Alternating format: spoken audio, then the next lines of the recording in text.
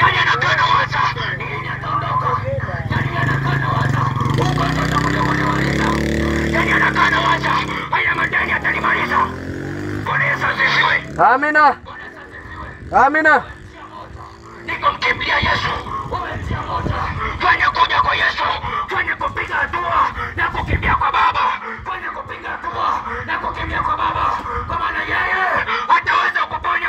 Kwa maana yeye hiyo hofu yako ambayo uko nayo siku zote unakaa unawaza, I say, ili deni ambalo nimelikopa nitaenda kuumbuka jamani. Nitaenda kuumbuka. Oh, I say, haka ka ugonjwa kaliko nipata. Nimesumbuka sana. I say, naenda kufa jamani. Muda wote naondoka, muda wote naondoka. Yaani wewe kila masaa ni kuwaza. Ni kuwaza itakuwaje? Ni kuwaza kwamba watoto utawaachaje? Ni kuwaza ya kwamba familia ni hayacheni na hayachaje? Au pengine hauna kazi. Haujui yani watoto wako watakulaje? Ni yote ni kwa sababu haujajikabidhi kwa Yesu.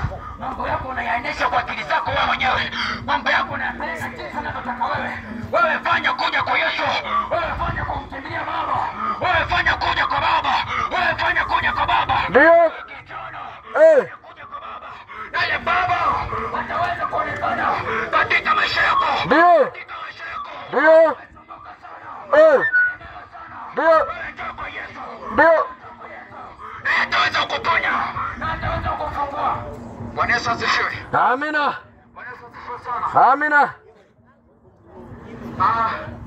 Watu wengi nakumbuka kuna mtu mmoja alikuwa anaumwa ugonjwa ule wa kuishiwa na pumzi. Yaani alikuwa hawezi kupumua mwenyewe mpaka umwekee zile pipe zile za oksijeni.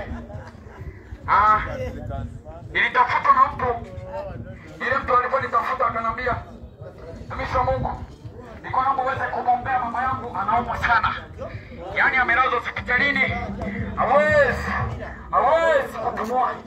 Yaani inayoambia ni kweli kabisa. Sasa mimi nikasema usijali, baba yako anaenda kuwa mzima. Akasema sasa anaendaje kuwa mzima? Hebu nifafanulie vizuri kwa maana hapo sielewi. Hatuelewi yani inakuaje kwa maana baba yangu unahisi naenda kumpoteza. Alifikiri kwamba baba yake anaenda kuondoka. Lakini nilipompatia imani ya kwamba huyo Yesu ambaye ninamwamini, huyo Yesu ambaye anatenda miujiza, huyo Yesu ambaye atazidi kutajwa siku zote, hawezi kumwacha babako na babako ataishi. Nikampeleka mbele za Mungu, nikaomba. Huyo mtu alikuwa mbali pamoja na mimi. Baada ya kumaliza kuomba, masaa kadhaa yakapita. Masaa yalipopita, nikashangaa meseji inaingia. Baba yangu wameshamtoa kwenye oksijeni, lakini wanatafuta ugonjwa wa uoni.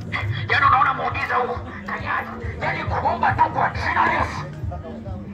Ugonjwa uliekaa katika huyu baba, katika huyu mama, ondoka. Yaani unaweka na amri, unasema ondoka. Ndio. Sio ninaomba uondoke. Nakwambia hivi, yaani alikuwa mzima, ugonjwa unaotafuta uonekane. Baada ya siku kadhaa nikamwona, akaniambia kwamba yaani hapo sio kama baada ya siku kadhaa kama zimeenda sana bana. Kesho yake akaniambia kwamba baba yangu sasa hivi anaendelea vizuri. Kilichobaki ni kuongea tu, hawezi kuongea. Nikamwambia wewe subiria tu. Yesu anaenda kufanya aongee. Yaani wewe subiria tu. Yesu anaenda kufanya nini?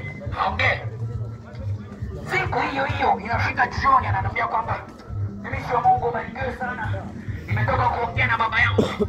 Yaani ameongea kabisa. Yaani nimesalimiana naye. Tumeongea kabisa. Hii yote imetendeka. Hii yote imefanyika. Ndio. Ni kwa sababu Ndio. Baba anakamia kwamba kupitia jina la Yesu na ile mtumishi atakavyoomba itakuwa mimi naamini hivyo. Inakuwa kabisa. Lakini ukisema ngoja hapa nifanye kazi tu ya kwenda kwa mganga. Kazi tu ya kwenda kwa mganga. Nakwambia utakuwa unapoteza muda wako kwa sababu mganga mwenyewe anauwai kama wa kwako. Yaani Boriata angelikuwa aongei kwamba yaani kwamba Boriata yeye angelikuwa yaani yuko tofauti na wewe ndio angelikuwa tete. Sasa mtu anakufanana na wewe, yaani mnafanana, ana macho kama yako, ana